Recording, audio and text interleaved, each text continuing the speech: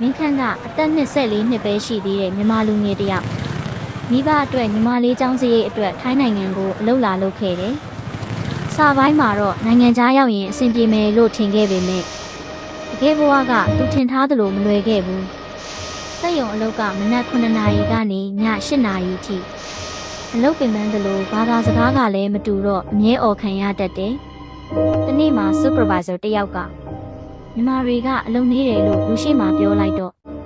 မင်းခန့်တိတ်တိတ်လေးခံစားသွားတယ်။ပြန်မပြောရဲဘူး။အလုပ်ပြုတ်မှကြောက်တယ်။အိမ်ကမိဘတွေကိုလည်းမပူစေချင်ဘူး။ညတိုင်းအိတ်ခမ်းချင်းလေးထဲမှာဖုန်းကိုကြည့်ရင်ငါဒီဘဝကိုဘယ်လောက်ထိခံရအောင်မလဲလို့တွေးနေတတ်တယ်။တခါတလေအားလုံးပြစ်ထားပြီးမြမပြန်ချင်းစိတ်တောင်ဖြစ်လာတယ်။ဒါပေမဲ့ဒီနေ့မှာတော့သူ့ဘဝကိုပြောင်းလဲစေတဲ့အဖြစ်အပျက်တစ်ခုဖြစ်လာတယ်။အဲ့နေ့ကမင်းခန့်ဖျားနေခဲ့ပေမဲ့အလုံးမနာရဲဘူး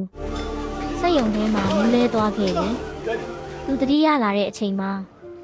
စေကန်းထဲရောက်နေပြီးသူ့ဘေးမှာစက်ရုံတထေးထိုင်နေတာကိုတွေ့လိုက်ရတယ်။တထေးကထိုင်းလိုဖြည်းဖြည်းပြောတယ်။မင်းအရန်ပင်ပန်းနေတာငါသိတယ်။အလုတ်ကအရေးကြီးပေမဲ့လူကျန်းမာရေးကပိုအရေးကြီးတယ်။အဲ့စကားကိုကြားတော့မင်းခန့်မျက်လုံးထဲမျက်ရည်ဝင်လာတယ်။သူထင်ထားတာကနိုင်ငံခြားမှာဘယ်သူမှကိုယ့်ကိုနားမလည်ဘူးလို့ဒါပေမဲ့တကယ်တော့လူကောင်းတွေရှိနေသေးတာကိုသူသိလိုက်ရတယ်။အဲ့ဒီနောက်ပိုင်းတထေးက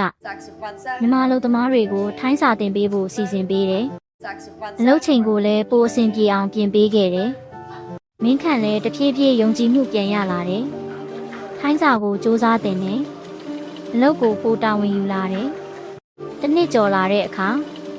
အရင်ကအော်ခံရတဲ့ကောင်လေးက